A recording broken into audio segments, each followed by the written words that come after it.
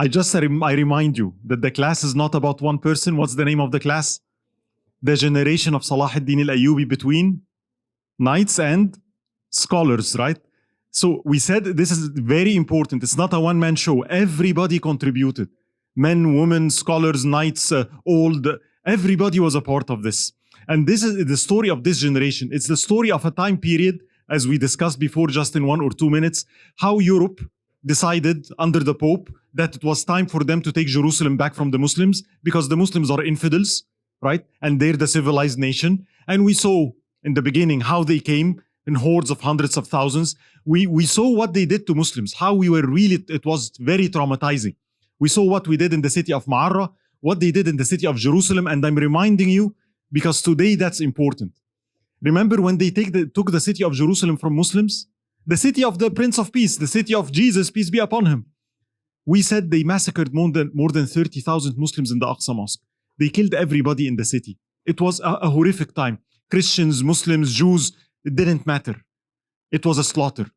And we saw that the treatment of the Franks for the Muslims were, it's almost like savage. And then we discussed how change happened. How schools that were developed at the time by Nizam al-Mulk led to a new generation of scholars that eventually led to a new generation of leaders and soldiers like Ahmad-ed-Din Zinki, if you remember, and like Nur-Deen Zinki, right? And from a political perspective, we said the main challenge, Muslims weren't united. And a big struggle for Salahuddin and Nur-Deen was not the Franks, as you'll see again today. It was uniting the Muslims. The biggest enemy is within, right? Getting people to unite, dealing with treacherous leaders that oftentimes ally themselves with the enemy, right? And we saw that multiple times. And we saw how at the end of the day, this is what we stopped at, that the Franks have all the cities in the coast. We saw how Nur-Deen Zinki unified Sham, all the cities in Sham under his rule. And we discussed his reform, winning the people's heart. He's a scholar. The reformation he did, justice, right? Building the infrastructure, abolishing all taxes, establishing Sharia. He was a wonderful man. But we also saw last time the campaign, how Nur-Deen sent some of his soldiers and how eventually Egypt ended up with Nur-Deen Zinki. And we saw last time how Salahuddin came in power in Egypt. And we had that situation from a political perspective, right? That we had Salahuddin in Egypt and Nur-Deen in Sham, and Salahuddin is ruling under Nur-Deen Zinki, right? And we said from a political perspective, Salahuddin had a lot of challenges. Do you remember what were they? He took Egypt from the Ismailis. Egypt has been 200 years under this deviant sect. The people's creed were distorted, right? The army was not with him. The assassins are after him, right? The people are not yet with him. So he had to rebuild Egypt from the scratch, if you will. And today we'll discuss that a little bit. So that's where we stopped last time, right? Today we're going to see a completely a change of events, and it's one of the most important lectures, right? But before I jump into the line of events again, I just want to go back to this line of scholars, right? Because this is important. And remember, we said there is different phases. Phase one, that's when the Franks came and the Muslims were weak. And we discussed Nizam al-Mulk, and we discussed one major name that appeared from a scholarship perspective, Imam al-Ghazali, right? And we said, following that in phase two, that we had other shuyukh that picked from Imam al-Ghazali. And today I'm going to point to one or two. I want to follow this line. So Imam al-Ghazali comes, and he comes with a revolutionary piece of work called Ihya Ulum-ud-Din, where he combines the inward and the outward of Islam together. It's a map of reformation. But some scholars said, well, the book of Imam al-Ghazali has some problems. There is some ahadith that are mawdu', some things, right? So we have Imam Ibn al-Jawzi, and this is a very famous figure that you'll often hear scholars quoting, right? He lived in that time. He took the work of Imam al-Ghazali and said, you know what, let me remove from it the defects I see and make it more pure. And he made a book called Minhaj al-Qasidin, right? Now, the important part is one of his students, Ibn Qudama al-Maqdisi. It's a very famous scholar who lived in the time of Salahuddin, and you will see was with Salahuddin in many of the battles, right? This scholar did something really interesting. He took that book and he said, well, the book of Imam al-Ghazali is very dense. It has so many things that, the average people might not get. And then when Ibn al-Jawzi tried to purify it, it's still heavy. So he took the work of Ibn al-Jawzi and he did something very interesting. He made a mukhtasar, an abbreviation called Mukhtasar Minhaj al-Qasidin. So if you ask me about a book that describes the scholars of the time and what they taught, that is suitable for us to study, if you want to study Tazkiyat al-Nafs, purification of the soul, that will be the book. It's called Mukhtasar Minhaj al-Qasidin and it's translated into English and I'll show it to you. So I highly recommend that you get that book. Another thing, before I jump into the line of events, I'm going to point one scholar. After Imam al-Ghazali, we had Sheikh Abdul Qadir al-Jilani in Baghdad and we had Sheikh Ahmed al-Rifa'i. Those people focused on the element of, and that is very important because you'll see it impacting Salahuddin, the element that I need to be pure in my relation with Allah, but there is another element called chivalry. Chivalry is a Muslim word. If I say chivalry, what comes to your head? Crusaders, and chivalry is about what? Like the woman and you open the door and let the woman come in. It's a part of it. But the essence of chivalry is called futuwa. And it is something the Franks learned from the Muslims. Because it was very big in the time. Those scholars emphasized chivalry. Chivalry meaning what with them? Chivalry is to use the most beautiful and best manners with the creation. It's the art of how can I treat the creation in every single situation with the best possible way. How do I do that? What are the steps for it, right? And that's something they were very big in. So having compassion and rahmah and forgiveness to others and bravery and helping others out was a big element that they taught. And I'll quote two quotes, one from Sheikh Abdul Qadir and one from Sheikh Ahmed al-Rifa'i. And I don't know if I quoted this last time. Sheikh Abdul Qadir has many statements, many beautiful statements. But one of them that caught my attention was he was teaching and he told people, Ya bunay, la tazlim al-khalq. My son, do not oppress the creation. Do not oppress anybody. Now, when I heard this, I said, yeah, don't oppress meaning what? Don't be angry, don't lash out, don't write. And he said, no. Don't oppress other people by demanding from them that which they cannot give. What does he mean? You know what it means to be demanding? I demand perfection. He's saying the following: human beings are not Allah subhanahu wa ta'ala. They're not al-Hakim. They're not al-Alim. They're not al-Rahman. If you deal with human beings with the expectation they will never make a mistake, they will always be just, they will always treat me well, you are the oppressor. Because you're asking them to be something they can't be perfect all the time. So he's telling people what? One of the things to give people is leniency. How to treat people when they slip. It's not to tell them that this is wrong, but do you allow that? Or do you get shocked? And are you a demanding person? Right? How can I treat people? From me to you is best of manners. But I don't expect the same in return. Some people, they're very kind, they're very generous. But you know what? When it's time for their right, they demand the same from everybody else. And most people say, you know what? I'd rather not deal with you. Because you're too difficult, right? So Sheikh Abdul Qadir teaches this element of chivalry. Chivalry is about what? Reflecting the beautiful divine names of Allah subhanahu wa ta'ala to the creation. Allah's al-Rahman, I reflect that. Allah's al-Wadud, I reflect that, right? This is the art of chivalry. Now, one other story from Sheikh Ahmed al-Rifa'i that you will see today, inshallah, like why it's important. Remember, those were in the times of the Franks and the Crusaders and, battles and, right? So the way he taught was very interesting. So if you read Sir A'lam al-Nubala, Sheikh Ahmed al-Rifa'i is sitting teaching people about Tazkiyat al-Nafs. And this is not something to be taught in words. The following situation happens. He's sitting in the masjid, sitting down, and they have the long sleeve, jalabiya, and he's sitting, he's peaceful. A kitten enters the masjid.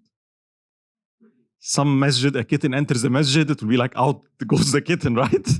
But the kitten enters the masjid and the man is so peaceful that the kitten came and she slept on his sleeve. You have the scene? And he just let her. Didn't move and just continued.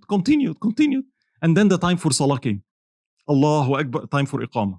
So he looks to someone of the people sitting, can I have your dagger, please? Why? He takes the dagger, he cuts his sleeve around the kitten. Right? And then he goes and prays. And he comes back, and then anybody has a needle. And he starts stitching back, right, his sleeve, and then looks to everybody and says, ما تغير شيء, nothing changed, I didn't disturb her. What is he teaching? Do you see the level of rahmah? That's when you see a sheikh teaching this way, the impact is not like be merciful to animals. You saw it, right? So they embodied that, right? And you will see that today so much with Salahuddin, because he was really an embodiment of not only bravery, not only dedication, but compassion and forgiveness as well. That was an inherent part of his character. It is said if he was Salahuddin, he hears the Quran recited, he would cry. If he would see anybody, a woman, a child, an orphan, he would immediately go take care of him. He was so kind and so generous because he was affected by this kind of teaching. And today, we'll see that part of Muslim chivalry in practice, if you will, in the political arena. Right, so let's start. Jump back again to the, I think, yeah, so I'll skip the reform efforts. I would say this, when Salahuddin took Egypt, he really focused a lot of work on re-establishing Egypt, right? And this involved schools, right? It involves building the infrastructure of Egypt. He's the one that built the citadel of Egypt, right? He built a fleet. He noticed, as I said last time, Egypt, and you'll see that today, Egypt has the Mediterranean and the Red Sea, and Egypt has no fleet. So he started doing what Egypt needs to build a fleet, because the Crusaders have a fleet, right? And he started building ships. He started fortifying the cities, especially the coastal cities. The Franks always attack from the coast. The city of Alexandria, the city of Akka, all the coastal cities, like, under his control, always. And he would spend money, like Nur-Deen Zinki, fortifying the cities and making sure there is enough food for it in case of siege. He abolished all taxes. The same thing like Nur-Deen Zinki. No more taxes, right? Education is for free. One thing he did in his schools, and look at this, special need kids. Today, special need kids, can they come to the masjid? Well, alhamdulillah, we have Muhsin, and we're trying to do that. In his time, if you have a special need kid, if you have, let's say, someone who's blind, Salahuddin appointed people. The state will pay. And for someone, what is your job? To go pick up all the blind kids, get them to school every day so they can memorize Quran. You see the level they're at? Right? That's how much he cared about people. You have to learn. So one of the things that was a characteristics of his time, and I will say it, I'll say this and I'll jump back to was the schools, right? So building schools. Schools like Nur-Deen Zinki, they competed in building schools. And the main champion building of schools and spending on school were not the men of the time. It was the women of the time. Like who? The sister of Salahuddin, the wife of Salahuddin. The noble women of the time, they had a significant role in building the infrastructure. I'll give you an example. Salahuddin's sister, she studied pharmacology.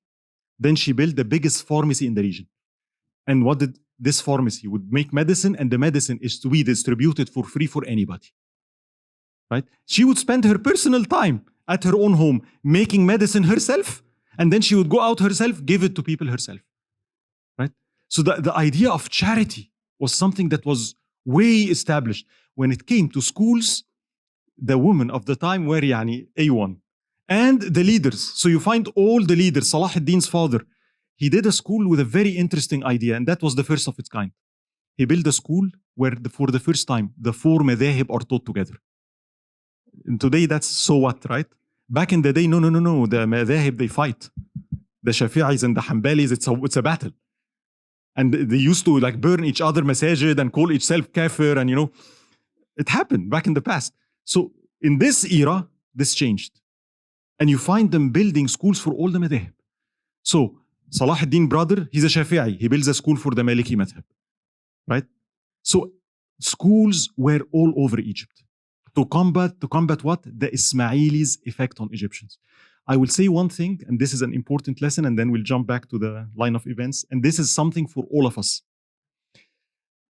When we want to change the habits of people, right? The Ismailis were in Egypt for 200 years. Yes, they did not teach the correct creed. They did not teach, but something else happened. A lot of customs and habits developed. Meaning what? The Ismailis are a deviant sect. The amount of rituals they impose on the Egyptians, you won't believe. Like, in Nairuz, you celebrate the Nairuz and you get wine and you throw it on people. They were doing crazy things. But it became a habit. For a century, we're doing this. I'll ask you this. If you come to the United States, what are some of our rituals here? How about Halloween? I'm not saying bad or good, right? I'm saying, is it a ritual? It is technically a ritual. So we are so set on Halloween. Atheist, Muslim, anybody living here, we have to celebrate Halloween. Why? Christians, some Christians that, subhanallah, Christmas. Some of them are atheists, yet they have to have the Christmas tree. What's up with the Christmas tree? Or the Easter bunny? What's Easter bunny? What does he have to do with anything? And the egg, and what is this? Who said this? I don't know where it came from, but this is the way it is, you see? And there is a very important remark.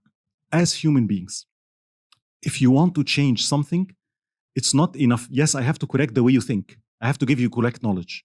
But you know what persists in people more than the correct knowledge? Is the rituals and habits.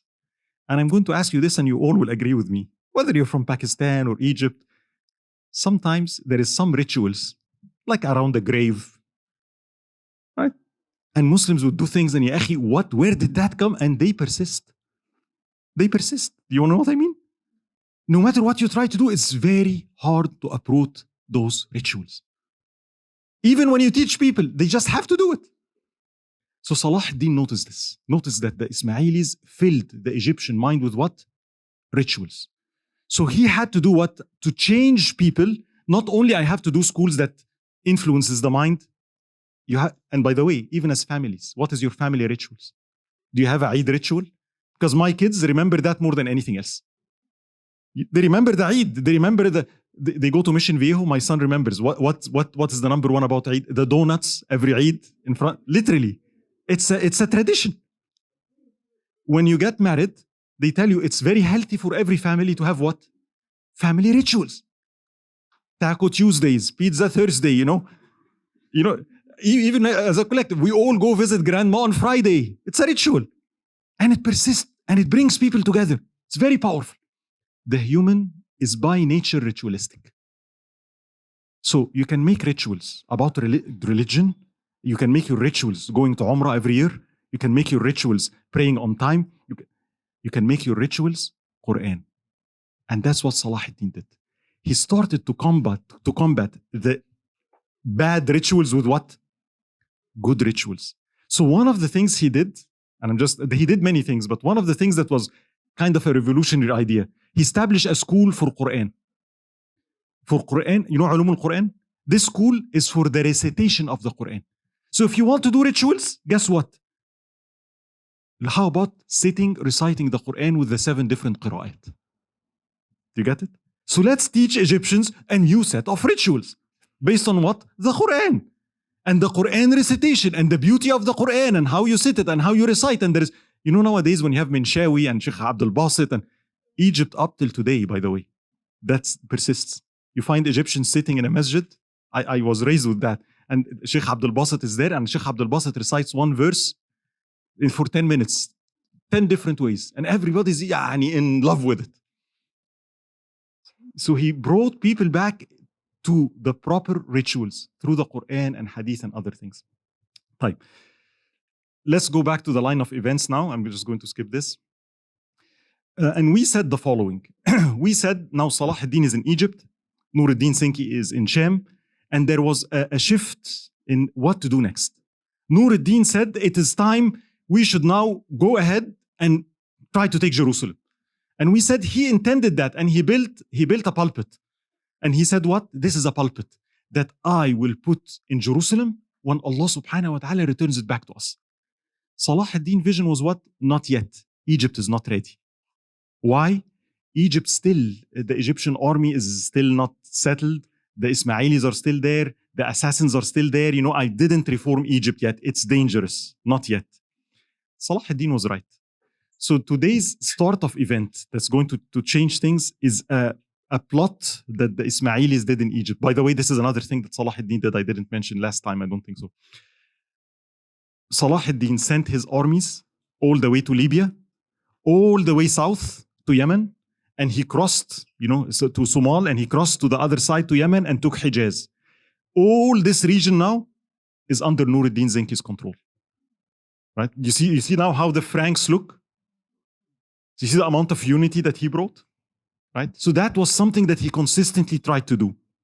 Now, the event that happened that is going to start a series of things, the Ismailis were really upset. Salahuddin abolished their Khilafah, took the Azhar, returned it back to the Sunnah, destroyed their army is completely now disbanded. So they made a plot. They wanted to re-establish the Ismaili Khilafah and overthrow Salahuddin. And to do that, they did the following. Number one, the remnants of the Ismaili army that's in the south, they gathered together, 60,000. And they said, we're going to attack from the south. But also, we're going to call the Franks, and we'll tell the Franks to create a diversion for Salahuddin to attack the city of Alexandria. And meanwhile, we'll do that while Salahuddin is out fighting the Franks, and we will tell the assassins to get rid of him. So you see three things: the assassins, the Franks, and they attack from the south. And here is what happened. It started with Salahuddin in Sham fighting, as usual. And one day he's walking and among his soldiers, and some of the soldiers walking around him, and it's normal. And then one of the soldiers all of a sudden approach him, and they know him. That's one of the soldiers of Salahuddin. Gets out a dagger and jumps at Salahuddin Ayubi and tries to stab him in the head. Now, fortunately, he was wearing the helmet, and under the helmet, the chainmail, right? So the stab went into the helmet, slid, and slit the cheek of Salahuddin. So Salahuddin had a scar in his face. And that scar was not from the Franks. It was from the assassins, right? Then Salahuddin held his hand, and of course they fell together on the ground. The Umara around Salahuddin was in a freeze mode. When you get shocked? And then they did this, what's going on, right? Then they thought, it's an assassination attempt. So they jumped, got this guy, and removed him. Salahuddin stands up. Another soldier jumps on his back with a dagger, hits him. But again, he was wearing the chainmail, right? And he falls to the ground. And the people just come, pick this guy up and remove him. Salahuddin stands back. He looks, another guy runs at him with a dagger, tries to stab him. He holds his hand. They fall to the ground. Another person comes and he holds the dagger with his hands. Can you imagine? To protect Salahuddin, right? And I don't want to mention what happened to that hand, right? And then they pick that person up, and there was another one or two that fled. But then Salahuddin was very disturbed. And the people were like, who's who? Who's an assassin, right? And the attack against the Franks completely stopped, right? And people started guarding Salahuddin. And then Salahuddin asked, who are those people? The assassins. And he started attacking their forts. He asked his army, let's go attack their fort, right? And the army of Salahuddin leaves the engagement with the Franks, goes towards one of their forts, and an attack starts. Remember, the army of Salahuddin is powerful. The interesting thing, midway through the attack stops, and Salahuddin leaves. And what happened, right? So the story from the assassin's perspective is the following. This is what they say. Say, well, Salahuddin and his army were attacking. And then all of a sudden, they got all paralyzed. And then they saw our leader, Shaykh al-Jabal, Sinan, flying in the air. And they were all scared, and they ran to Salahuddin, who was scared, and he went to his tent. And then he saw our Sheikh, Sinan, in the air, going on top of him, telling him, you're under my grip. And he was so scared, and they all ran away. So, of course, I don't need to tell you this is But why am I mentioning this? Because that's the kind of stuff they put in people's head. Right? It's very psychological. What in reality happened was the following. If you remember the story in the beginning, when Salahuddin started attacking them, what they did to make him stop, they sent a message to him. And that message, remember how the assassin that came and told him, I want to discuss with you. And Salahuddin said, okay, but my guards are here. And he said, no, tell your guards to leave. And he said, no, no way, right? You're an assassin. Remember? And what did the assassin do? He said, okay. And he looked to the guards of Salahuddin and said, what? Now. And the guards of Salahuddin, the ones that he knew, took up their sword, put it to the neck of Salahuddin. And then he said what? Look, if you do not stop, we can't stop your army, but we're going to kill you and your family members and all your leaders. And he used to find sometimes in his tent, and there are many stories, he would find a poisonous dagger on his bed. A letter, and it was his uncle that told him, listen, we have so many things on our plate right now, and we're busy with the Franks. I recommend a different course of action.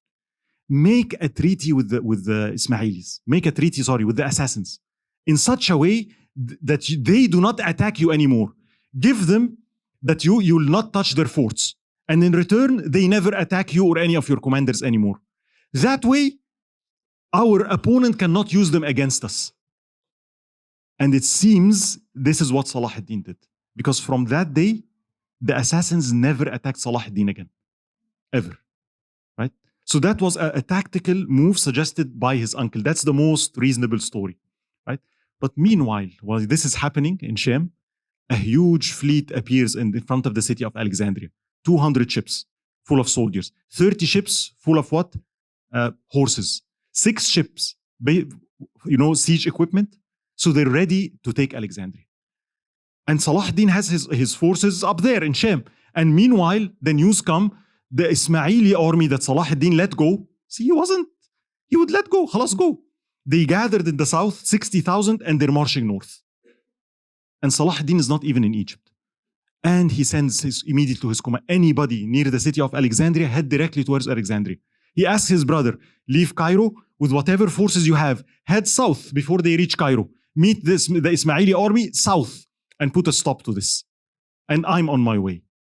And the soldiers in the city of Alexandria orders everyone inside the city, and the city is well fortified. It is said the Franks landed and they were shocked by what they saw from the walls of Alexandria. What does that say? For the past years, Salahuddin has been predicting this lesson. You predict your enemy. You don't react. I know if they attack, they're going to come either Alexandria or Dumyat. He spent enormous amount of time and effort fortifying the city. The walls were heavily fortified. Trebuchets, fire-throwing equipments, and the Franks were just shocked. And they started building their siege equipment, right? And the first day, they put it together, and the Muslim army is in the city. And then the second day, they started pushing their siege towers towards the wall. The Muslims left the city of Alexandria, right, and went out. And a huge fight started to happen. And the Muslims succeeded in burning all the siege equipment. All the towers, they went out and they burned all of it. And it was the battle started in the morning, all the way till Asr time. And when they did that, they're coming back, tired and exhausted. And they see a flag, flags coming and a group of soldiers approaching. Salahuddin arrived himself. Right? You understand? And the interesting point I'm saying here, it says once they heard that Salahuddin is here himself and they saw the flags, they loved Salahuddin so much. They were so inspired that the soldiers turned back and went out again. And they continued the fight during the night. And the interesting part, the soldiers of Salahuddin were raised with the concept of Qiyam al-Layl. Meaning what? If you're the soldier of Salahuddin, one of the techniques he used to establish stamina is Qiyam. You don't sleep all the night. No. You have to stand and pray. So not sleeping the night was something they were accustomed to. The Franks, on the other hand, this is something they're not accustomed to. So the battle raged at nighttime. And they took the battle all the way till Salat al-Fajr. And the Franks were completely exhausted. And that was an utter defeat because they could not put a fight like that. And they started retreating and they started going to their ships. And it said the Muslims were after them and they started jumping in the water, started sinking, the smoke. And it was a massacre. And the Muslims won the Battle of Alexandria. Meanwhile, south, the brother of Salahuddin meets the Ismailis to 60,000 and in a decisive battle. And he succeeds in defeating them. But this time he did something different. Salahuddin's policy, if you ever had to fight another Muslim, if you defeat them, you don't chase them. And this is, by the way, a Shari'i perspective. If I have an enemy like the Franks, you defeat them, you chase them. You capture them. But if a Muslim transgresses against me and I'm defending myself, the moment he runs away, you stop beating him. Some of us, even with a fight, if you I'm going to just finish this guy off. No. So Salahuddin had this policy. If you ever fight against a transgressor, he used to let them be. His brother this time said, no, enough is enough. He did not let them go. He followed them. He followed them south till he completely wiped out the Ismaili army. That was the true end of the Ismaili Khilafah in Egypt. The army got crushed. Things were good, but here is what happens. Before the Franks leave, they told Salahuddin something very shocking and very surprising. Said, don't be so happy. Don't think you're go see what happened to Nur-Deen. And he said, what do you mean? And the letter said, no, Nur-Deen is no more. Salahuddin, what do you mean Nur-Deen Zenki is no more? You know what? And that was very disturbing. What does that mean? Is it true? They're telling him that Nur-Deen Zenki died. And why is that disturbing for Salahuddin? Can you tell me, like, why do you think that is extremely disturbing? Of course, the death of Nur-Deen Zenki is like, this is his master, this is the one that he serves, this is the one that did all this is the one that united the Ummah, this is the one that established everything. People love him. Nur-Deen is who he is. He's very just. But beside that Nur-Deen died, what was disturbing for Salahuddin? Can somebody guess? Is what? No, there is something else that disturbed him. If Nur-Deen Zenki died, who should tell you this news? The people in Sham. If Nur-Deen Zenki died and I didn't receive any letter, what does that say? What happened? What is going on, you see? What does that say? So he died and they didn't tell me. What? What do you think that means? What was he afraid of? He was afraid of something that I don't know if you're getting it. There is one explanation that he was afraid of. Did Nur-Deen Zenki die? What would be the worst thing that would happen to the Muslims? That if Nur-Deen Zenki dies, no, it wasn't an assassin, it's natural death, by the way. Right? But he was afraid of what? Are the Muslims going to start again? Splitting Sham. Somebody takes Damascus. Is that what's going on? And that's why they didn't want to tell me? Do you get the idea? So he was very afraid of what? Please, the fact that he dies is bad. But what's worse than this is what?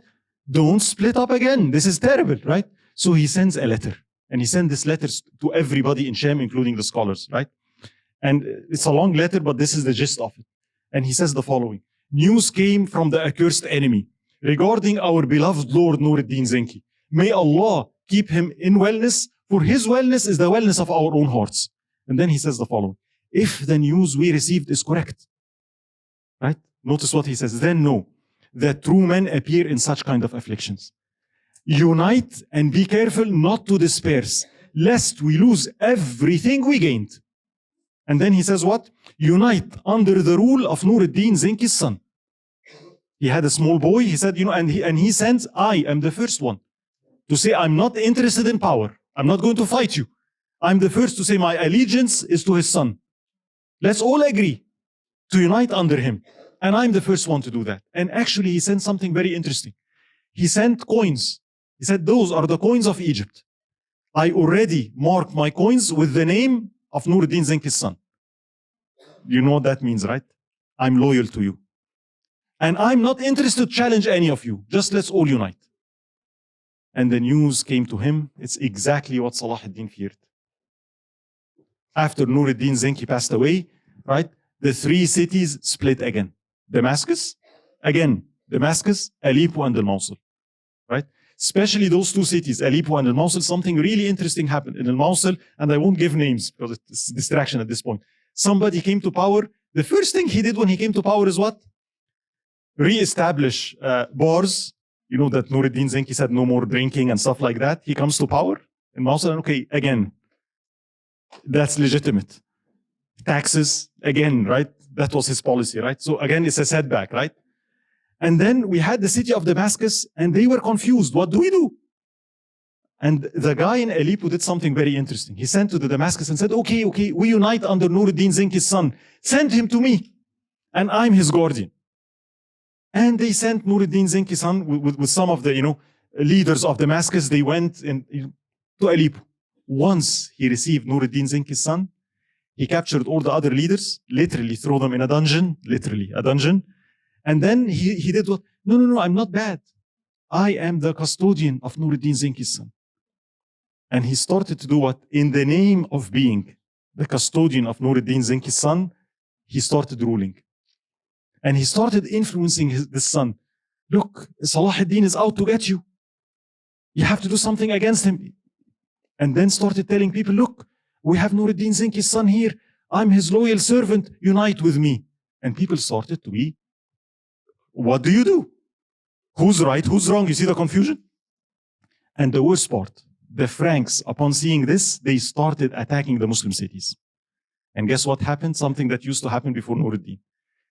This guy, I'm not going to say names, immediately tells them the following: leave me, and I'm going to give you this city and this city and this city for free, but leave me.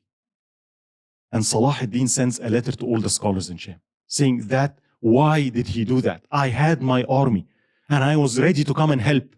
But he was so afraid to seek my help because he's afraid of me. And that led him to deliver the cities that Nur-Deen fought to get. Deliver them back to the Franks. This does not please anyone. But yet, I don't want to attack. You see the idea? I don't want to attack him because Muslims should not fight Muslims. And then he sent to the city of Damascus. And Walillahi alhamd, the rulers and the people in Damascus agreed with Salahuddin. And they said, we're ready to deliver the city for you. Please come. And Salahuddin takes 700 or 1,000 of his knights, rushes to the city of Damascus. They open the doors. Salahuddin enters, right? And again, he knows the people there, and all the scholars are around him. And the city gives in to Salahuddin, right? And then he sends a letter to both of them. Let's meet and discuss. I'm not here to attack you. We'll unite under, Nur-Deen Zinki's son. Don't be afraid of me. Let's unite against the Franks. And they said, okay, let's meet. And they started marching to meet in a place in the middle. When they met, they found the following: wait a minute, Salahuddin has only 700 knights. We have 10,000. What should we do now? Exactly, that's a golden opportunity. Finish him off. So they stopped negotiations or anything, and they started doing what? Let's attack. Now, do you blame Salahuddin for, because people say Salahuddin fought Muslims. What do you want him to do? You get the idea? It's not that he was eager, but what do you do in this situation? Do you just let them be?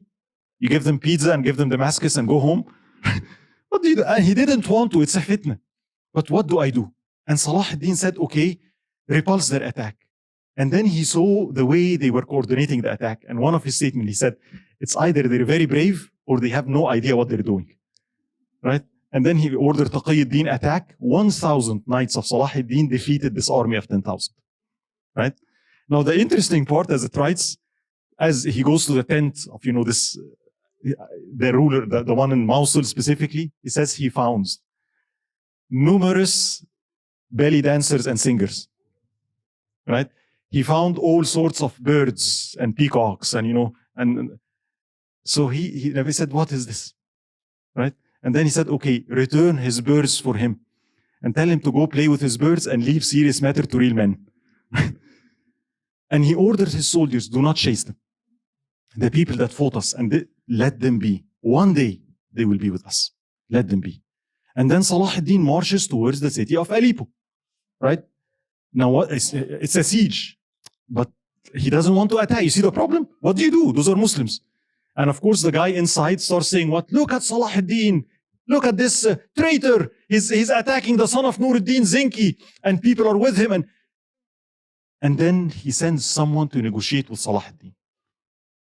Who do you think he sent to negotiate? Something very interesting happened. The door opens, right? And he's telling Salahuddin will negotiate, right? Here is who I'm sending to negotiate with you. 5 years old, young girl. What's going on? And it said Salahuddin sees this girl.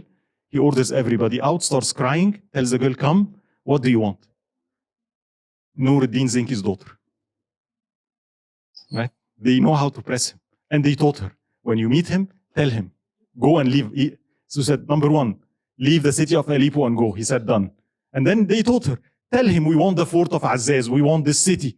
And anytime, I want this, he said, it's yours. I want this, it's yours. I want this, it's yours. And he leaves. Do you see the loyalty of Salahuddin to Nur-Deen Zinki? Right?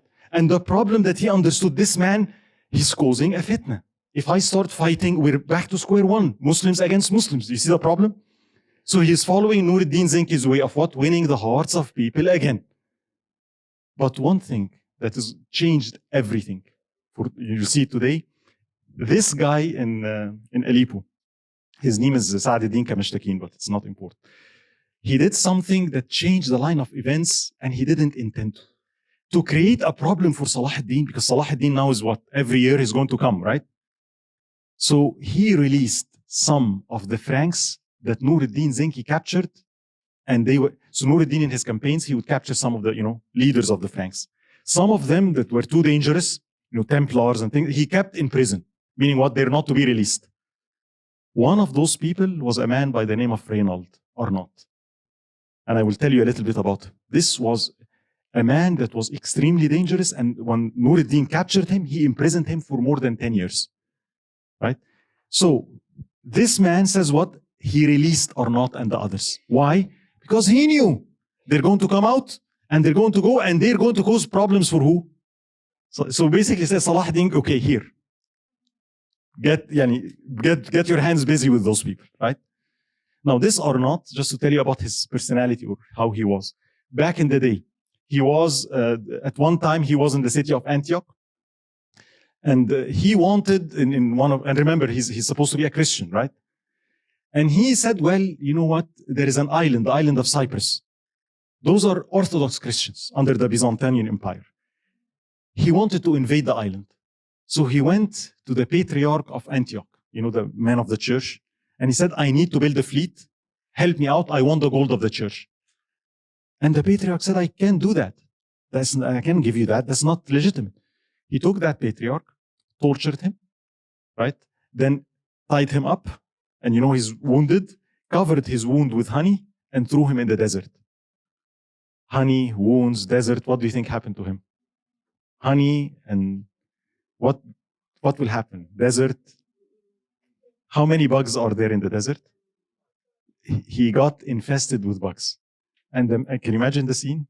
And this is this is a patriarch. I mean, this is your religious man. And the man broke down and gave him the money. And he built a fleet, attacked the island of Cyprus. What he did was terrible. Killed men and women and children, did what he did with the woman. Anything that he could not carry, he burned. It said the island did not recover for a decade from what he did. This is what he was like with Christians. This I want you to, right? So now that he has been imprisoned for 10 years by Nur-Deen, when he was released, he was, the amount of hate he had for Muslims was enormous. And he made it his mission, this Salahuddin thing. No, right? So he went to a place called Al-Karak in the south, and that was his base. But he did something that's unthinkable, that would change the whole line of events. He did something nobody else even thought of. He said, I'm done with the Muslims. I'm done with Salahuddin Ayubi, right? And I have an idea. It's time to do something different. What? Yes. His plan was Medina and Mecca. Those Muslims keep going for pilgrimage for Medina. I am going to attack the city of Medina. Astaghfirullah. And I'm going to dig the grave of their prophet. And I'm going to take the body and bring it back to the city of Al-Kark. If they want to see him, they come to me and they pay me money. So his plan was what now? Forget Egypt, forget Sham, Medina. I'm going to attack the city of Medina. And how do you do that? Because Nur-Deen and Salahuddin built towers everywhere. If you try to move with an army, they will detect you and they will come for you. So he did a very wicked plan. He said, no. The Red Sea is completely under the Muslim control. They're not suspecting there is no Franks in the Red Sea. So he started building ships in his fort, disassembled them, carried them on camelback all the way till the Red Sea. See this distance? And then threw them in water, right? And then using the sea, the Red Sea, he can sail all the way to south. Land in Yanbu', and that's like 120, 150 miles to Medina. That was his plan. And he started doing this. He started building the ships, right? Gathered them together, went to the Red Sea, to the port of Ayla, very small fort, sieged the fort, and built his ships, threw them in the Red Sea, and started heading south. On the way, he would meet Muslim ships, of course, in the Red Sea, not suspecting anything. So news started coming from pirates in the Red Sea. I mean, this is the first. No Franks, for the first time, the report started coming to Salahuddin. Look, there are some Frankish ships in the Red Sea. They're burning and sinking our ships. And Salahuddin realized what's going on, what Arnaut is doing. And fortunately, Salahuddin had built a Muslim fleet. I want you to see, he's not oh, what do we do now? Tell me what to do. We don't have a fleet. If you're sleeping for the last 20 years, the solution is I can't help you, which is our situation. Tell me what to do today, ya akhi, we've been sleeping for 20 years. Right? He wasn't sleeping. 5 years, whatever, 50 years, I don't know how long. But he was already ready with his fleet. So he immediately issues a command to Husam ad-Din Lu'lu', remember the leader of the fleet of Salahuddin. Take the ships, especially the ships with horses, right now, and start chasing this pirate. And meet him and destroy all the ships. And the race started to happen between Salahuddin ships and Arnat. Arnat arrives first. He lands, right, in the city of Yanbu. And he starts marching towards the city of Medina. Husam ad-Din, no sleep, day and night, full speed. He lands, horses, and of course many of the Bedouins started joining because like this is ridiculous. Somebody's trying to attack Medina, right? And they meet him in the city of the place called Rabigh. That's like maybe 100 kilometers outside of Medina. You can see it today. So he was that close. And the two armies meet. And by Allah's grace, Allah gave victory to Husam ad-Din Lu'lu' over the army of Arnat. And he succeeds in routing all of them, right? Arnat succeeds in escaping. But everybody else that was captured, the scholars send a letter to Salahuddin. And you know what was the letter? They were telling him, there is no room to forgive those people. Because they know Salahuddin is very forgiving, right? Those people, those prisoners of war, so-called, that tried to attack Medina, all have to die. And all the scholars are telling you, there is no question about it. And even scholars did something interesting. Take some of them to Mina. You know Mina? Why Mina? What do we do in Mina in the rituals of Hajj? Zabiha? So take 2 of them in front of everybody and slaughter them right there. Because people were outraged. Somebody tries to attack the city of Medina, how would you feel?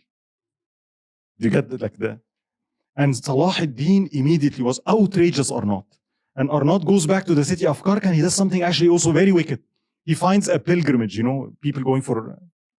And there was a treaty that Muslim pilgrimage, like they come and you don't attack them. And he attacked the Muslim pilgrims. And they shouted at him, the treaty. And he said, what treaty? Where is your Muhammad? Astaghfirullah.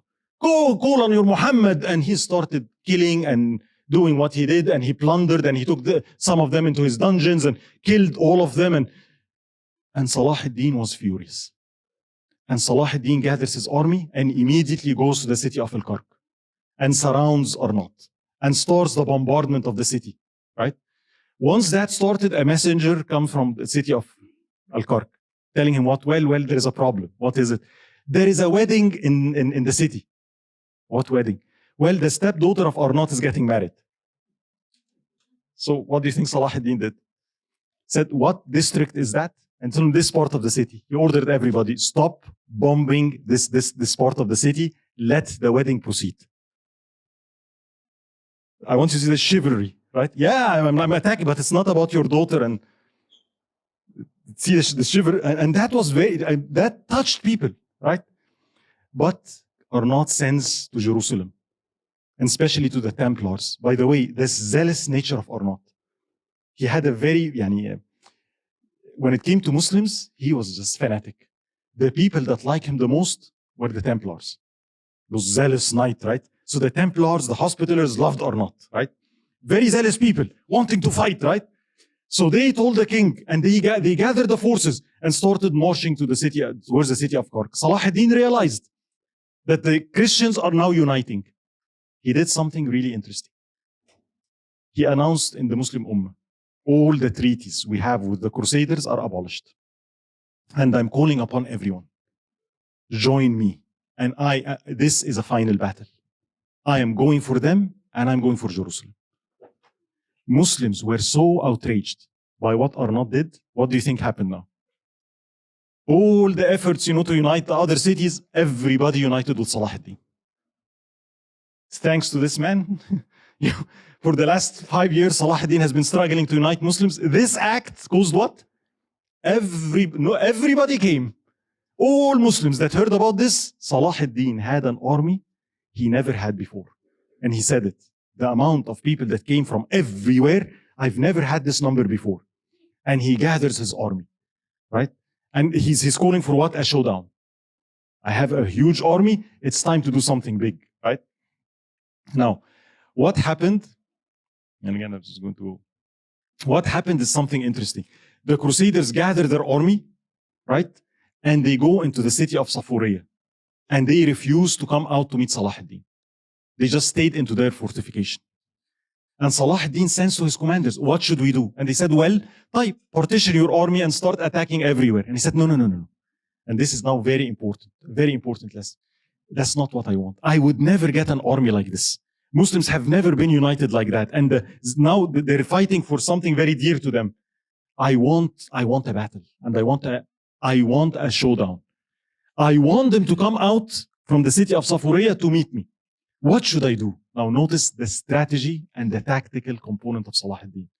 He ordered the following. He said, well, the lake of Tabariya, there is a small fort there, small city. He ordered Taqiyuddin and some of his commanders, go, siege the city, break the walls, but do not take the city. So put the siege engines, bomb the walls, break them down, but apply the pressure slowly. Don't take it. Why? Well, there was a woman in Tabariya, right? Her husband is a very famous knight called Raymond. So the Franks had the king of Jerusalem, King Guy, and then you had Arnaud, Reynald, right, which is a very zealous type of, guy that hates the Muslims. Raymond was a knight, but he was the opposite of Arnaud. He had some appreciation of Muslims, meaning what? Yeah, you're my enemy, but he understood Salahuddin is someone that's civilized. So his wife was in Tabariya, so he applied the pressure in Tabariya, knowing what will happen. The wife of Raymond is going to send a message to Jerusalem, telling them what? Help me. If you're the king of Jerusalem, what are you going to do? See, it's a political move. You have one of two things. Either leave her and people will tell you, what are you doing? Are you sitting here with your army doing nothing? And a dame in distress and Salahuddin, you look too bad. And Salahuddin realized the Templars and the Hospitallers are going to do what to the king? You have to respond, right? You see the idea? And he started the attack. And exactly what he predicted happened. It's very important. You predict your enemy. Strategy, right? Like chess. And she sent a letter. And exactly what he predicted happened. A meeting happened. And the king brought everybody. And Raymond started speaking. And he said the following, listen, this is my own wife. And I am telling you, I have never seen an army like the army with Salahuddin. I fought Muslims before. I never fought people like that. It will be a mistake for us to come out and meet him in the open. And Salahuddin is a gentleman. And she's my own wife. He's not going to do any harm to her. So let her be. And I'm telling you, she's my wife. Let him capture the fort. She is safe with him. But do not go out and fight him. That's a mistake. Now what happened? What do you think Arnaud said? And this is a very important lesson. Because many Muslims are in that boat. Being zealous, being, and the Templars. What are you saying? What is this, you hypocrite? Did you become a Muslim or something? He's telling Raymond this, right? You have to repent. Are you scaring us? God is on our side. We're the warriors of God. We're the Templars. We're the defendants of Christ. We are this. We are like more wood. We're like fire. The fire will burn more. We will destroy them because we have Christ on our side. And are you afraid? What are you afraid of? Coward, We are not afraid. We're the children of God, Zealousy. Sometimes you're zealous, but you have no plan. What happens? Your enemy manipulates you. Salahuddin used the zealousy of the Templars. So the Templars forced the king, you have to go out immediately and take all the army, rescue the city of Tabariya from the Muslims, show them who we are. And they came out. Huge number, 60,000, marching towards the city of Tabariya. When that happened, Salahuddin said, basically, they took the bait. جاءونا ونحن أولي قوة. They fell for it. This is exactly what I wanted. And they swallowed the bait. Then he said, what now? To their surprise, this was July. And all the way from Safuriya to Tabariya, this area is hot desert. All the wells in the area poisoned. No water. What was his plan now?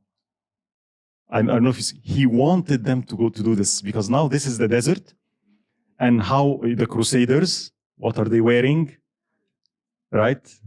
And this is like very short. You can half a day you can be there. No. His plan was the following. He sent some of his forces. Do not engage them. Traps. Slow them down. So skirmish. Attack. They come to attack. You retreat. Arrows. Attack you, and they attack you, and then you retreat. So what happens? The army can't move. So the Christian army now started to do what? And this was the formation. The king in the middle, Raymond in the front, with some of the Templars, and the Hospitallers in the back with Balian.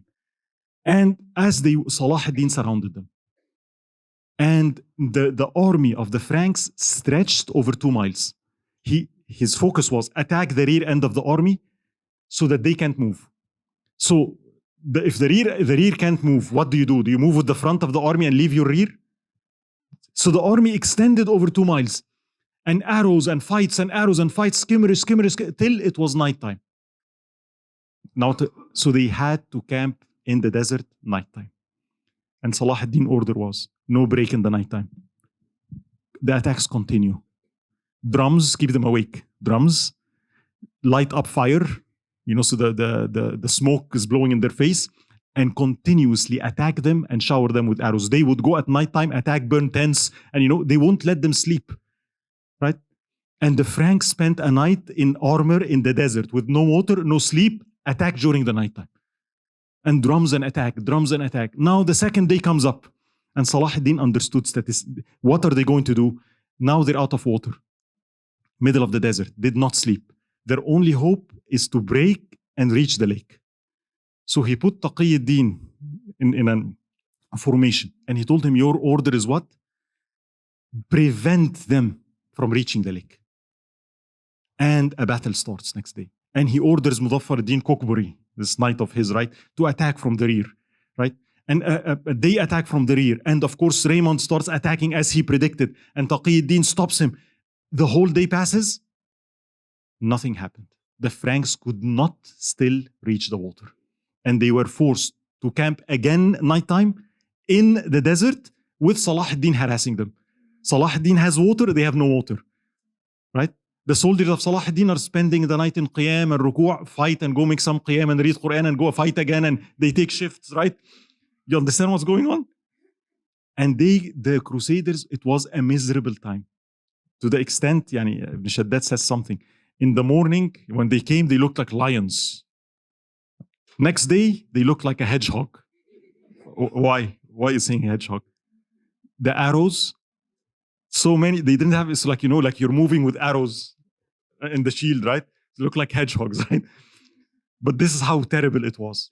And now the third day, and Salahuddin understood, they are going to try for, they have to reach water, right? So it's the same thing for Taqiyuddin, prevent them from reaching water. And the battle starts. And they, by the way, one of the things they had what they call the true cross. What's the true cross? They had a cross, right? They believe it has remnants of the wood of the original cross, according to them, where Jesus was crucified. And their belief is what? If you have this, khalas. You have the cross of Christ, nobody can defeat that army ever, right? And they have that relic with them, right? In the center with the king. Now, the day starts, Raymond takes some of his knights, some of the most powerful knights of the Templars, and he gathers and he says, charge. And he charged the lines of Taqiyuddin. What Taqiyuddin did was actually a very interesting maneuver. He told his soldiers, stay put as they approach, and then he gave an order, let them pass, make a gap. Why? So they're charging full speed. They found out this was actually a slope, downward slope. It can't stop, right? So now you reach the lake, right? Congratulations. So you had like 300 or 500 knights that reached the lake. Now Taqiyuddin tells his forces, unite. And what, are you going to charge uphill? He separated those 500 knights from the rest. And then he orders his troop, and this is very interesting, make a way out for them. They tell you never corner a mouse. Because if you corner a mouse, he'll fight till death. So he isolated them and showed Raymond what? There is a way for you out. The rest of the army, and Raymond said, alas, the battle is lost. He understood what's going on. He took those knights and fled the battle scene. When that happened, Taqiyuddin ordered his forces, now attack. And he started charging. Taqiyuddin himself charged, and he succeeded to reach the relic, the true cross, and he took it away from the Christians and returned with the Muslims. Here is what they claim as the true cross. When that happened, the Christians, especially the infantry, started giving up. Now, 3 days without water, they're completely surrounded, and they started to burn. You know, there is a lot of bushes in the desert in summer, and they started. You know the California fires. Remember, with the smoke, they did the same thing to the Franks. They started burning them, and so now the Franks, no water, smoke, fire, fights, and the infantry, they had no energy, and they started to do what? Surrender. And they started falling to the ground. And huge amount of prisoners started to be taken, right? They said more than 30,000. Now the king in the center gathered, especially the Templars, you know, those like, and you people like are not, you know, the zealous people, and still wanted to put a stand in the resistance. So he went on a hill and put his tent and gathered everyone around him. And Salahuddin said, nobody escapes. He orders his troops, continue, pressure them, go and attack. And the Muslims started charging. And the scene is like, we have Salahuddin, his son describes this, and his son was beside him. And he said, I saw my dad giving the order, and I saw our troops attacking uphill, and they're going up, up, up. And I looked to my dad and say, we won. Then I saw those knights charging against our Muslim troops, and they pushed them back. And Salahuddin becomes upset. He says, Shaitan should never win. Give an order, another attack. And they would attack, and they push uphill, uphill. And I look to my father and say, we won. And then I saw the Franks attacking again, those knights, and pushing our. And then my dad tells me, we are not going to win. Basically, be silent. You know, shut up, right? Be silent, right? We are not going to win till this tent, he points to the tent of the king, falls to the ground. And he says, once my dad did this, and I saw the tent falling to the ground, which means the Muslims reached the king's tent. And now he said, what? We won. And then he looks and says, I can't see my dad. Where is he? Where was he? Said, I looked down, he was making sujood on the ground. Sujood al-shukr. Tells us a lot about what Salahuddin is. The moment he won, the first thing that came to his mind is what? Immediately. Long sujood. And Allah gave a victory to Muslims. This is the Battle of Hittin. Very well-known battle in history. Because it was not a battle that you win. Nobody escaped. He crushed the Franks. Basically, 60,000. They say Muslims. If you look to the prisoners, you think nobody died. If you look to the people that died, you think nobody escaped. He said more than 30,000 died, more than 30,000 were prisoners of war. This was the combined army of all the cities. Akka, Haifa, Yafa. There is nobody. This is the whole unified Christian army in the region is now defeated. Right? Very few people escaped. Raymond, by the way, few months later, he died. Says out of, a heart attack, out of what happened, right? He couldn't survive. The person that escaped was Balian, the master of the hospitals. But the king, King Yi, or not. The master of the Templars, all fell to the hands of Salahuddin Ayubi. And Salahuddin had made an oath. If Allah gives me or not, I will kill him myself. And now it's time. They spent the whole night, the army of Salahuddin and him. How did they spend the night? The night of the Battle of Hittin? How do you think they spent that night? Qiyam. Everybody in prayers, everybody in dua, everybody is thanking Allah, everybody is reciting Quran. Some other people, when they win, how do they celebrate? We are not like this. And that's how you know this army is different. This is a different set of, because when they win, look what they did. The humility, thanking of Allah, not us, spending the whole night up. Whole night thanking Allah subhanahu wa ta'ala. Then next day comes. And Salahuddin orders the prisoners to be brought. Orders the king. Orders are not to come forward. The king comes. They said when the king surrendered, when they took the tent, they said he could barely give his sword. He was on the ground because of thirst. He said even the Templars, right? When the order was given to surrender, they fell off their horses. They had no energy left because of what Salahuddin did to them. Now the king is extremely thirsty, right? And Salahuddin orders water with ice, cold water, and gives it to the king. Now, in a Muslim tradition, if you give a water to the prisoner, what does that mean? He's safe. You do not kill a person that you give food and water to. It's not honorable. So by giving him water, it was what? You're safe. And the king drinks and then looks to Arnat and gives him and Salahuddin says, no, no. I did not give him water. You know what that means, right? This guy is not safe. You gave it to him, not me. And then he goes to him and says, Kam taghdur, how much do you betray? And Arnat responds with arrogance. This is the way kings are, and this is the way they rule. And Salahuddin was really upset with this lack of chivalry. And then he gave him one choice. He said, for you, there is only one choice. Accept Islam or else. The only way, I'm not going to kill you, the only way is that you what? If you say La ilaha illallah, I'll leave you alone. And of course, Arnat can't take that, right? And then Salahuddin throws his sword and he says, Ha ana dha antasir li Muhammad. Here am I bringing victory to Muhammad sallallahu alayhi wa sallam. You told people, go and call on Muhammad. I'm here on his behalf, responding to the call of people. How much do you betray? And he raised his sword and hit Arnat. When that happened, they say the king started shaking. King guy, because am I next? And he looked to the king and he told him the following. It is not the habit of kings to kill other kings. This is not us.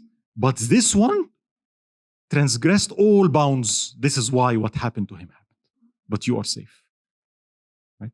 And now the news go to everybody. Salahuddin had a major victory at the Battle of Hittin. Everybody now looks to him as like, what's the next step now? Jerusalem. Quds. You destroyed all the armies. Go take Jerusalem. Right? It's ready. And everybody's aspiring. Salahuddin's decision, no, not yet. Why? He had a very, see again the strategy, man. Like you have to admire his strategy even. Salahuddin's heart is of course Jerusalem. But that's wrong. Why? I'll tell you why. Salahuddin's, here is the map, right? So now they're here, and you have Tabariya and his forces are there. Jerusalem is inland. Salahuddin's command was, no. We first go to all the coastal cities. We do not attack Jerusalem yet. We have to take all the cities in the coast first, then we attack Jerusalem. Why? Now, so this is again a lesson I want us all to remember. The concept of attack and, remember, counterattack? What happens if I take Jerusalem? If I take Jerusalem, what do you think they will do? How many will come? So I have to, when I plan, I have to predict my opponent's counterattack. Right? See, this, we don't think like this, and this is a problem. Right? So he thought, I know what will happen. I know they're in Europe, and I know they're going to send. So the first step, I must take all the cities in the coast first, so there is no place for them to land. Right? Then, and there is another reason. What do you think will happen if Salahuddin takes the city of Jerusalem? He has this massive army, 30,000, right? Once he takes the city of Jerusalem, what do you think most of this army will do now? If he tells them that, okay, let's go take Jaffa, what are they going to say? Yeah, next year. It has been so long I haven't been with my wife, right? Khalas, So he knew that Jerusalem is, they want it. If I give it to them, many of them will rest and will be happy. Leave me to worship in the Masjid al-Aqsa for the next 2 months, right? Why not? Time to celebrate. And he knew Muslim, no, it's not done yet. So he directed his army, divided them. Go attack all the cities in the coast. Ordered his brother with the Muslim fleet to come. They take Asqalan, right? They started attacking Jaffa, Qaysariya, Akka, all the cities one by one. And the method of Salahuddin was simple. I'm not interested in bloodshed. Surrender the city, all of you go for free. No problems at all. And the most common response, they would say no, and they would start fighting. And Salahuddin would fight. The moment he breaks the walls, they would send back to him, can we have the treaty? Can we surrender the city now? Right? And Salahuddin would say, okay, fine. Surrender. And as his soldiers were not happy. Like, we're conquered. If you conquer the city, they can take whatever. But now we do all the work and we break the wall and they fight us. And in the last minute, they say, we want your deal. And they get out with all their wealth. Right? And Salahuddin was fine. As long as they get out. Peace. Those of you who want to go to Europe, I will help. No problems. But give me the city. And the city started to surrender to Salahuddin. And indeed, Asqalan, Yafa, Qaisariya, Akka, Saida, all the cities, one after the other, started falling to Salahuddin, except for one city, Sur. Why? There was talks of surrender, but an Italian knight by the name of Conrad just arrived from Italy, and he told them, what are you doing? This is a well-fortified city. Hold yourself, and I promise you, the help of Europe is coming towards you. And he enticed the people in Sur to resist. And the city started resisting the forces of Salahuddin. And Salahuddin gathered his forces, started attacking the city, and it is a very well-fortified city. And the siege started to drag. And at this point, Salahuddin's point of view was like, I'm not moving till I get the city. His brother came to him and everybody else and said, you know what? It has been so long, and winter is coming. And there's another thing, a fiqhi issue. What is that they used against him? He said, well, it has been more than 3 months. You know what I'm going to say? What is the maximum time that a man can stay away from his wife without her asking for a divorce? 4 months. He said, well, the soldiers are having a problem, they can get a divorce right now, right? So they're asking you, you have to let them go, right? And then he told him, Ya Salahuddin, you are getting sick. He's getting older. He did not rest for the last 10 years, battle after battle. And your health is not good. And I'm afraid something would happen to you. And if something happens to you, you saw what happened before. Muslims, and we lose. Please, people respect you. People love you. Take them. Take Jerusalem, and I promise, after we take Jerusalem, we'll go back and deal with the city of Sur. And now Salahuddin announces, although he did not, that was not his point of view. His point of view was what it said. The heart says Jerusalem. The mind says Sur. But it looks like everybody agreed we have to attack Jerusalem. And he announces, it's time for the Muslims to go reclaim Jerusalem. At this point, can you imagine the army now? Can you imagine the amount of scholars? I said Ibn Qudama al-Maqdisi, he actually joined.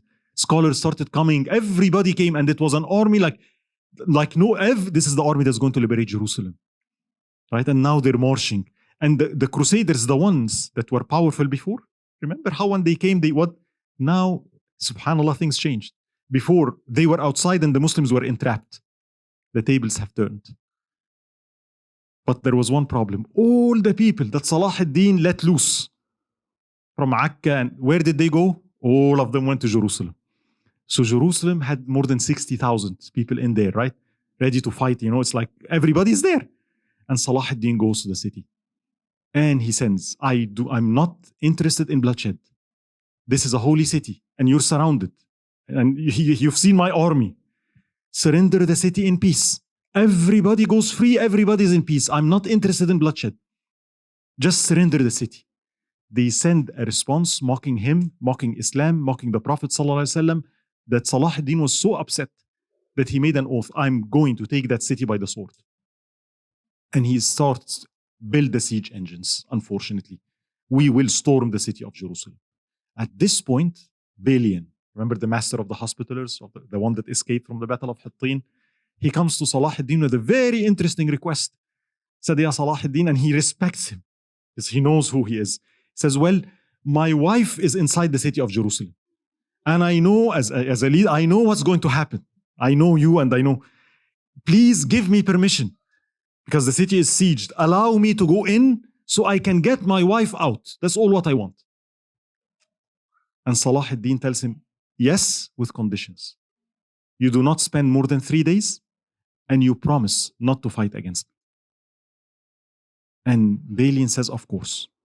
And Salahuddin lets Balian go to the city of Jerusalem to get his wife. The moment he enters the city, what happens? Balian, the master of the hospitalers, this is a formidable knight.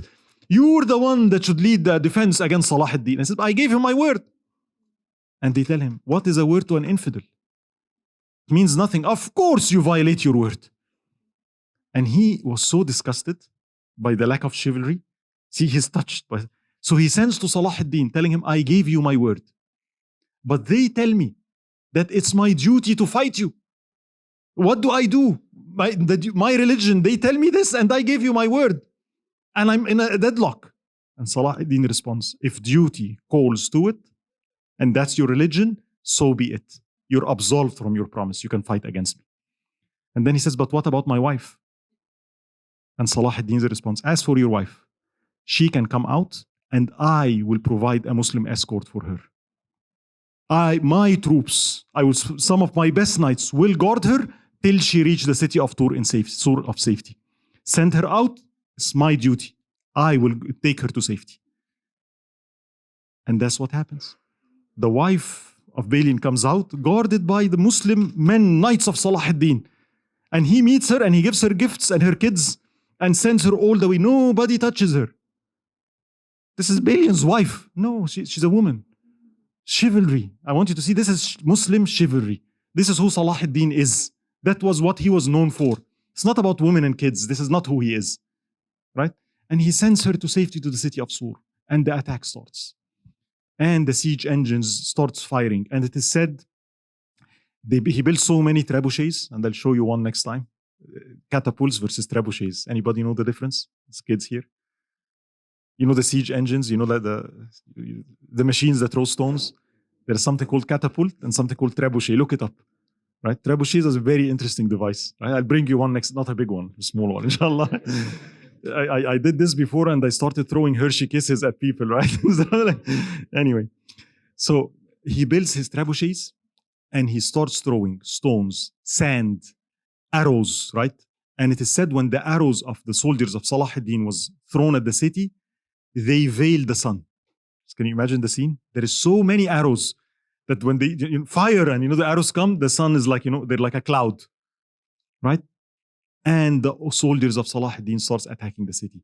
And again, we have a detail of what happened exactly in this battle, but it ends up the typical technique. The engineers go to the wall, dig under the wall. Remember, put the wood, they dig, make a hole under the wall, put wooden planks under the foundation, and then they would burn the wood and the wall would collapse, right? And a breach happened and people can see inside Jerusalem. And it became clear to the people inside Jerusalem they cannot defend the city. And now Salahuddin is going to go in. Now what is he going to do? We told him some really bad things about him and Islam, and we insulted him and insulted it. And Salahuddin tells him, do you remember what you did when you took the city? Remember 1099 when you first came? Remember what you did to the Muslims. So he remember. Now what is he going to do to us? You get that? See how tables turn? Subhanaka ya Rabb. And then they go to Balian. He's your friend. Go back to him. Tell him you want the deal. And Balian goes to Salahuddin, right? And they did something really interesting. He goes to Salahuddin, we want the deal. He said, I told you so, but now I made an oath. Too late. And he said, they're telling me to tell you. If you do not give us this, they're going to do the following. They're going to kill everybody in the city. They have 3,000 Muslims, they're going to kill them too. They're going to destroy all the holy sites. Church, Muslim, Jews, everything. And they're going to put the city on flames. And they're going to kill all the men and women, including their own. And then they're going to come out and fight you and there will be nothing left. And Salahuddin was concerned. Those people are crazy enough to do this. And he went to the scholars. What should I do? And all the scholars agreed. You put them, they are surrendering because of what you did. Do not, this damage is too much. Accept that. Let it be. And Salahuddin responds, okay, you're safe to go out. The people that objected were the financial advisors of Salahuddin. Why? He spent so much in this campaign. And now you're letting 60,000 people go for free. So they told him, please, can they pay 1 dinar each? You just 1 dinar. We're not going to ask much, but 60,000 dinar is something, right? So can you ask them? And if he's a rich man, he pays 2, right? That's all. That's all what we ask. And Salahuddin said, yeah, that looked easy enough. Agreed. So he made that agreement. You pay 1 dinar, you go out with all your wealth, whatever you want to carry. You're safe. And if you want my help, he even offered them. Remember, he had hotels. You know, people when they do pilgrims, remember the pilgrimage? He built hotels for them. So if you are out and you don't have a place to stay, come and I will even transport you all the way to Alexandria. I will provide some of my Muslim ships to take you back to Europe if you want. It's that generous, right? Give me 1 dinar and you're out. And the people were, will he? Will he betray? Is it a trick? And the doors open. And the first people start going out. And now the Umara of Salahuddin are standing by the doors and his army. And they pay 1 dinar and they leave. 1 dinar and Salahuddin nobody did anything. All soldiers are disciplined. Not one person was attacked. Everybody's free. You give your dinar, take whatever. And then the people started going up. But then they noticed something. The rich people are going out. The poor people among the Franks, they're staying inside. And then they see the following. The patriarch of Jerusalem, the religious man of Jerusalem, coming out with wagons full of gold. And yani, subhanAllah, Qutbuddin al-Naysaburi, like he comments, he told Salahuddin, look at this man.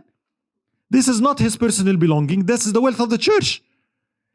And look at the poor people. He's not helping. What kind of religion is this? He's leaving the poor people and taking this for himself, and this is not his wealth confiscated. He's abusing our terms. We said their personal belonging. This is not. And Salahuddin's response was the following.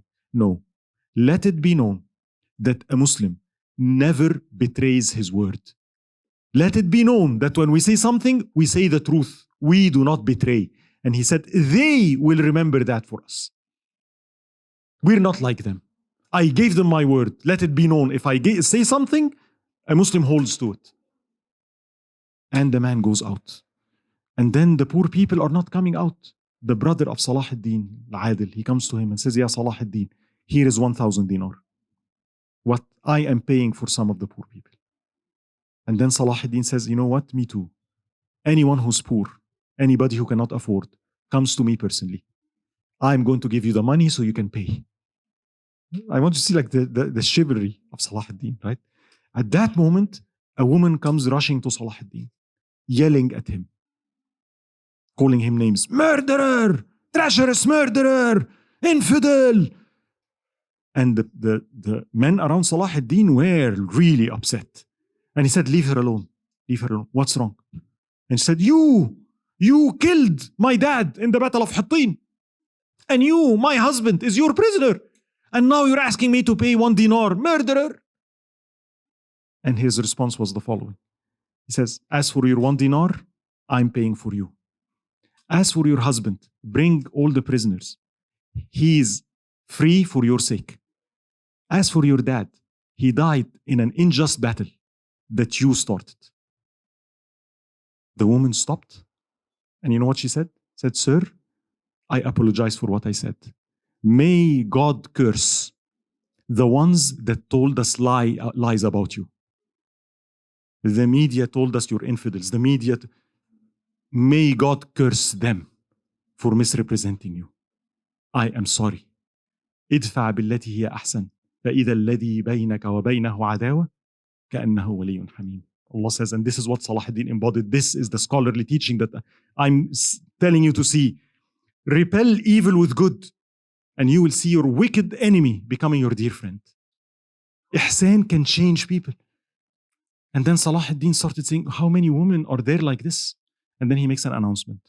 Because he sees other women crying. And he asks, why are they crying? I see a lot of women here, and they say, those are the widows of the people that fought you in the Battle of Hattin. You killed their husbands. And Salahuddin starts crying, and he makes an announcement. Any woman that lost her husband towards Salahuddin, to Salahuddin and Hattin, comes to me personally. I am taking care of you. I'm giving you gifts. You're free to go. And then he makes an announcement. Any woman who has a child and her father is my prisoner, she comes forward. Her husband, the father, is free for his children's sake. And he starts releasing people. To the extent, the wife of King Gi, the king, came to him and said, Ya Salahuddin, my husband, the king, he's your prisoner. Can he be free? And what does he say? Yes, with one condition. Do not fight against me again. Oh, I will never fight against you again. He's free for your sake. I don't want even any money. He could have asked 100,000. It's a king. Let him go. The wife of Arnott comes. Arnott's son is your prisoner. Can you let him go? And he says, نعم وله الأمان. Yes. See, actually, some scholars were really upset at Salahuddin. Let me tell you that. Because you'll see, because they will say, he should not forgive them. Those people betray. All those people that he says, yes, and do not fight against me anymore. What do you think happened later? Right? So he's, yes, free, don't fight against me, give me a promise. Yes, leave. Yes, leave. Yes, leave, right? He was very generous. And everybody was safe. Everybody started going out. Nobody is harmed. And people couldn't believe this mercy and this compassion of the Sultan. And the time came when everybody left the city. Old and young and rich and poor, everybody's safe with their belonging. Nobody attacked them. They were free to stay with Muslims. They want to go to Europe. No, you're safe. Everybody's safe. And the night came, the day where Salahuddin is now to enter the city of Jerusalem. And it was a Friday night, 27th of Rajab. Why am I saying that? What is the significance of that? What is 27th of Rajab? Al-Isra wal-Mi'raj. So Friday night, the same night that the Prophet ﷺ made the journey, this Muhsin Salahuddin and his army enters the city of Jerusalem. Head down, tears, everybody is safe. The church is ringing their bells. The Muslims are calling the adhan, and everybody's, and all what he wanted. He used to pray and cry, go to the holy sites, pray and cry. Everybody is in peace. And the Muslims rush towards the Aqsa Mosque. Can you imagine being in that army? The Aqsa Mosque, no prayers for 80, 90 years now. And they ran to the Aqsa Mosque, and to their shock, the Aqsa Mosque has been turned into a toilet. They turned it into a toilet. Half of it is a stable, the other half is a toilet. They defiled the Dome of the Rock. Masjid Umar, the Masjid of Tolerance, where Umar ibn al-Khattab prayed, they destroyed it. And the Muslims were outraged. They went to Salahuddin and said, look what they did. Destroy their church. Destroy it. They deserve it. They're angry. And Salahuddin says the following, أقرها عمر وأهدمها أنا. Umar ibn al-Khattab left this church alone. And you want me to destroy it? No. They are not our teachers. The way Salahuddin entered Jerusalem is the same way Umar ibn al-Khattab entered Jerusalem. And the way Umar entered Jerusalem is the same way the Prophet ﷺ entered Mecca. The teacher of Salahuddin is Umar ibn al-Khattab. You can see the link. And the teacher of Umar is the Prophet ﷺ. He mimicked Muhammad ﷺ. He embodied it. It's the same way. It's this spirit of who Muhammad. This is Ashhadu anna Muhammadan Rasulullah. Proper way. From a position of power and strength. And he could have killed all of them. But that's not the way of Muhammad ﷺ. And everybody is safe. And he orders everybody goes to the Aqsa Mosque. And the knights of Salahuddin are now the janitors cleaning the Aqsa Mosque with rose water, preparing it for the first khutbah in the Aqsa Mosque. And Salahuddin remembers Nur-Deen Zinki. Remember the pulpit that Nur-Deen Zinki did? And he remember? He didn't, and he said, get me the pulpit of Nur-Deen. Put it in the Aqsa Mosque. Right? This pulpit, a beautiful pulpit, was there till the 60s. Then it was destroyed. By who?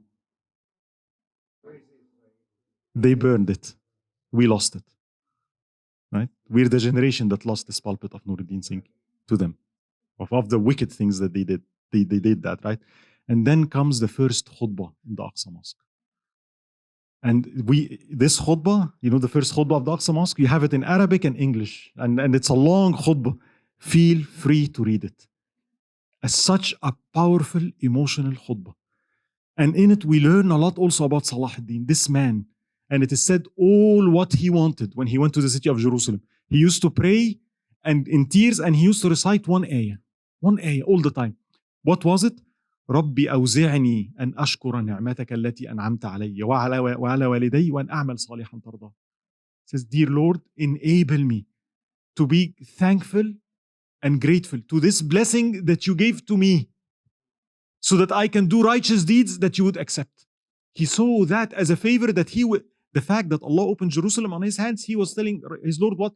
How can I thank you for this? In all what I want is just that. Allow me to thank that favor that you bestowed on me. And they wrote in the Dome of the Rock.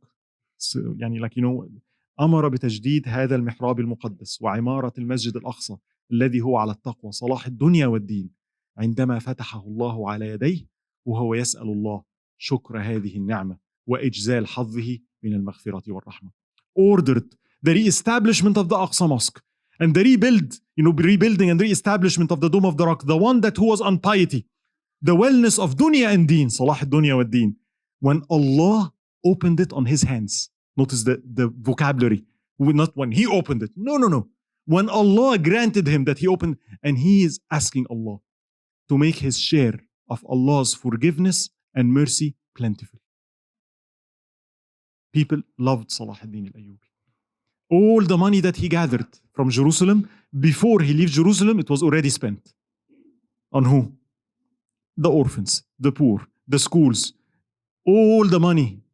It said he collected more than 100,000 dinar, all spent. Right? And this is how Salahuddin took the city of Jerusalem. Right? I'm going to skip this for now. Right? This next time, inshallah. Right? But I'm going to say this. This is one of the biggest challenges of Salahuddin. What is going to happen next? When the city of Jerusalem fell, Muslims left and right came congratulating Salahuddin, right? And celebrating, and you're our hero, right? What do you think happened in Europe? The Pope had a heart attack and died. Literally, right? Yeah, it was that bad. And the other Pope ordered all the kings of Europe. Jerusalem fell to the infidels, a third crusade. And all the kings of Europe responded, more than 22 different nations. And I'm speaking about Richard, Richard the Lionheart, Philippe Augustus of France, Frederick Barbarossa, the Emperor of Germany, right? William, the leader of Sicily. The kings responded. The Germans gathered an army of 200,000 by themselves. And they said, we are coming ourselves. They sent a letter to Salahuddin telling him the following: you either give us back what you took, or we're going to come and we're not going to take just Jerusalem. We're going to take everything. Meaning what? Everything. Egypt, Shem, Europe is coming. The response of Salahuddin, and this is very important, he said, whomever of you set foot on this country or this land will meet the fate of his brothers in the Battle of Hittin. The reason I'm saying this is important. Will Salahuddin trade off? When Europe attack and there is a counter, because sometimes things are difficult, right? And people, he give them Jerusalem, khalas, let them leave. The real victory of Salahuddin is what's going to come next. Will Salahuddin and will the Muslims support him? The ones that congratulations, when this happens and they come and they invade. And I want you to notice something. He conquered the people where the Franks or the Crusaders in where? In Palestine. What is this? Their biggest strength is their support in the West. And Salahuddin understands this. I'm not just fighting those people. They are supported by other countries. Similar to the situation today. We're not just fighting a group of people. They're supported by others. Right? And the biggest battle is not just to win Jerusalem. I have to defend it against who now? The superpower of the time. This is the unified army of Europe. Hundreds of thousands that are heading my way. And this chapter is what we're going to see next. It started with what we call the Battle of... Those people that Salahuddin released, what do you think they did? You can predict. We will see that next time. Right? And Salahuddin is going to face an impossible encounter, where Salahuddin is going to face one of the strongest crusades that the Muslims saw, the unified army of Europe, trying to take everything from him. And inshallah, that's what we'll see next time. سبحانك اللهم وبحمدك لا إله إلا أنت نستغفرك ونتوب إليك جزاكم الله كل خير.